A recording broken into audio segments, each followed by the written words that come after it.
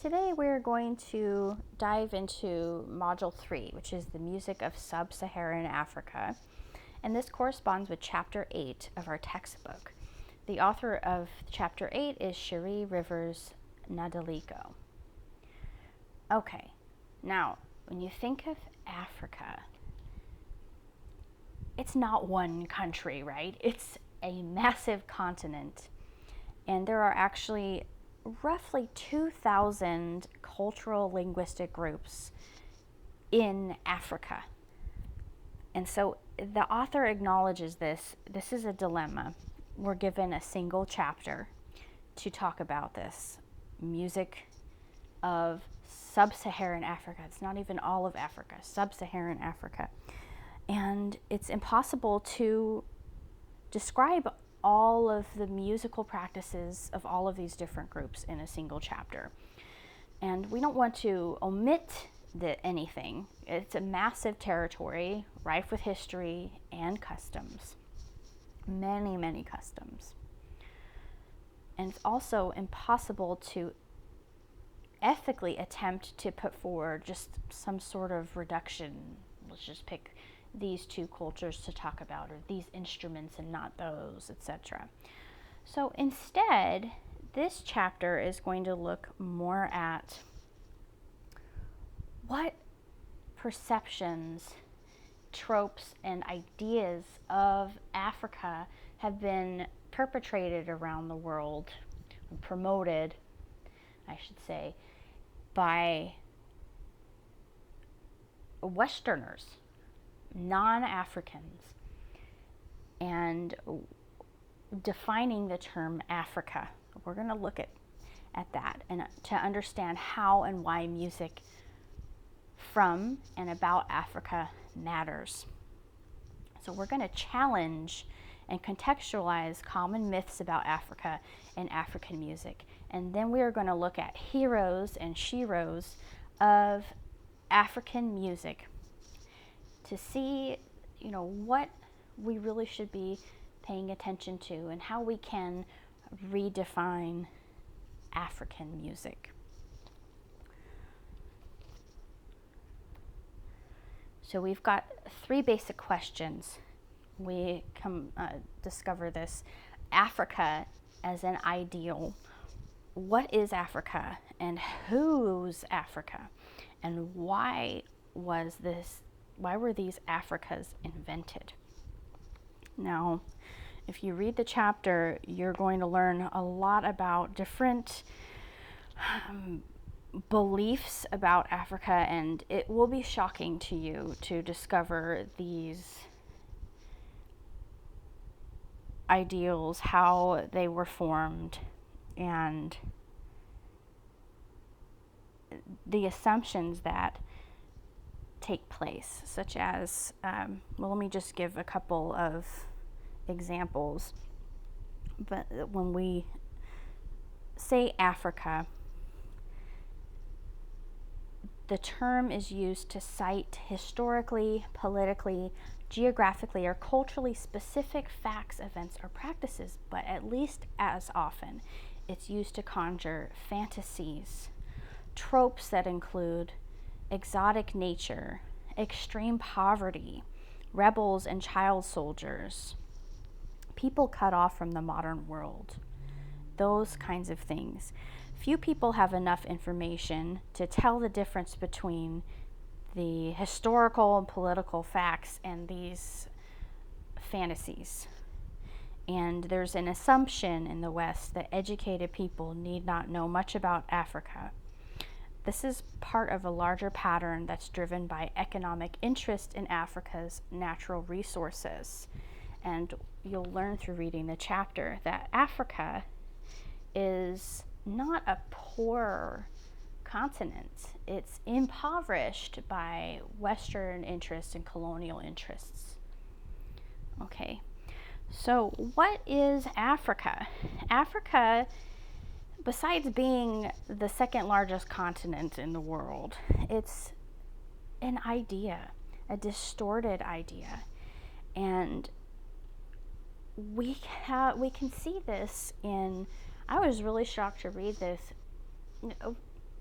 everybody in my generation loved The Lion King when it came out. It's this beautiful, fun cartoon, and the music won a bunch of awards, and it's, we just love these animals, and that's an ideal of Africa.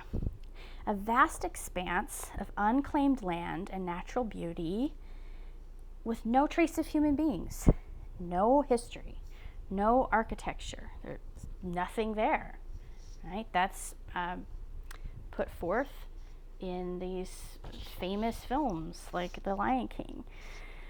We also see a distorted idea of Africa as home to primitive people that are lost in time, that don't participate in or contribute to modern life.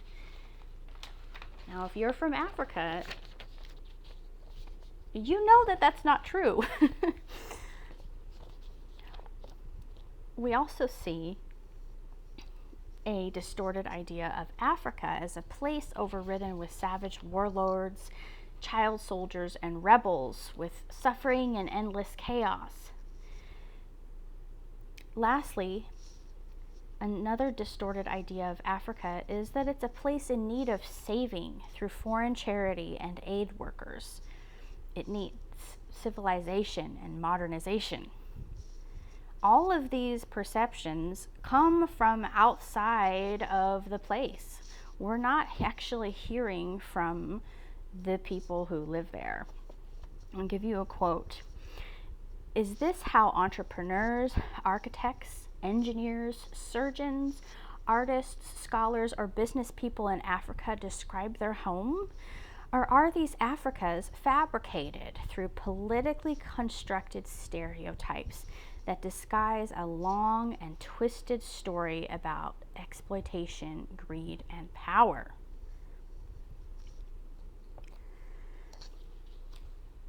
Another question is, whose Africa is this idea?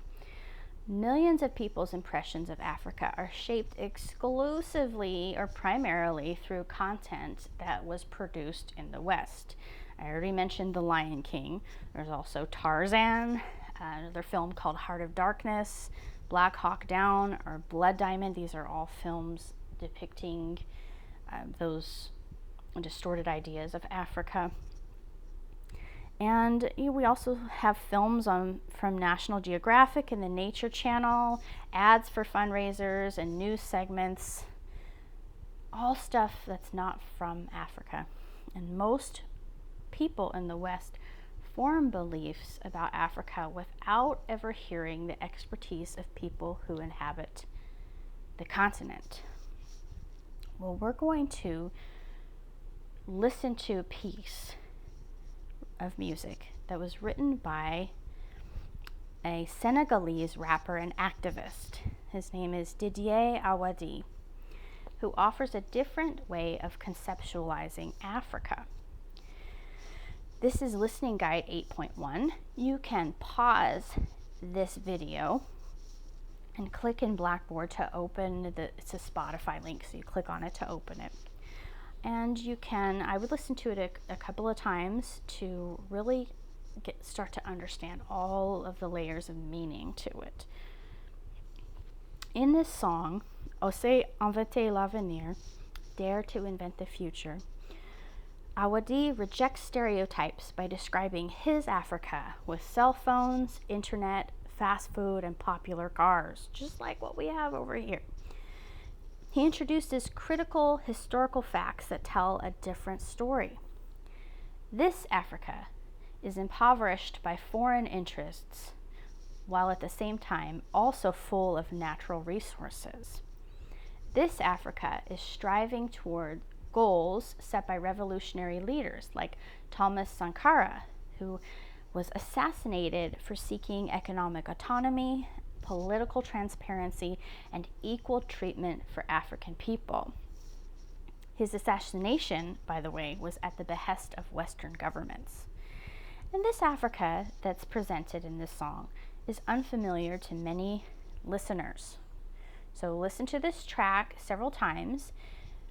I would first just read through the lyrics. I know it's in French, so you can follow along with the English. And then you can start to notice the musical material. What instruments, sounds, and genres do you hear? And then you can begin to start to read the song as a political statement as much as a musical one. Allow this powerful statement by Awadi to inflect the way you move through the rest of this lecture and through reading the chapter. So go ahead and hit pause now, and then you come back. There's just a little bit more to this video that we'll talk through in a moment.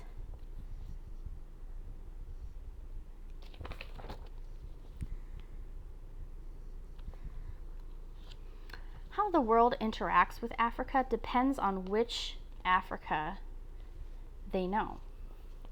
Music, such as the Awadi piece, that counters misinformation with facts becomes a political project.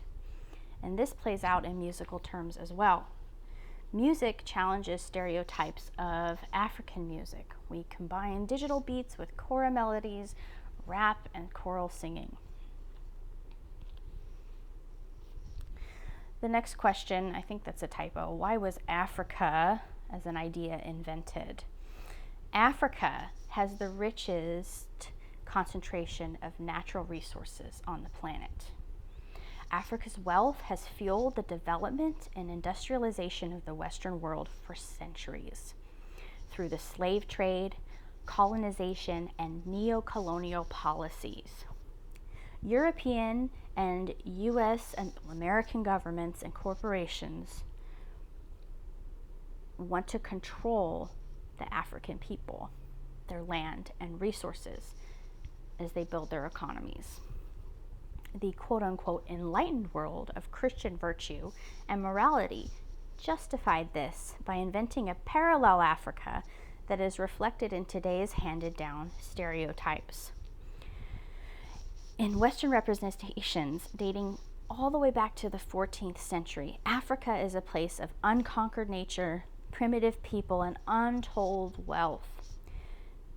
The imposition of Western governance and aid appears as selfless and morally imperative.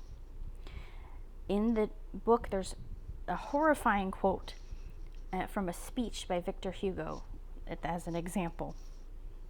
In reality, African societies had advanced mathematical systems, medicinal practices, governmental structures, architecture, art, and agricultural techniques, all of which predate their contact with Europe. African empires thrived while Europe languished in the Dark Ages. So Africa is not poor, it's actively impoverished by foreign interests.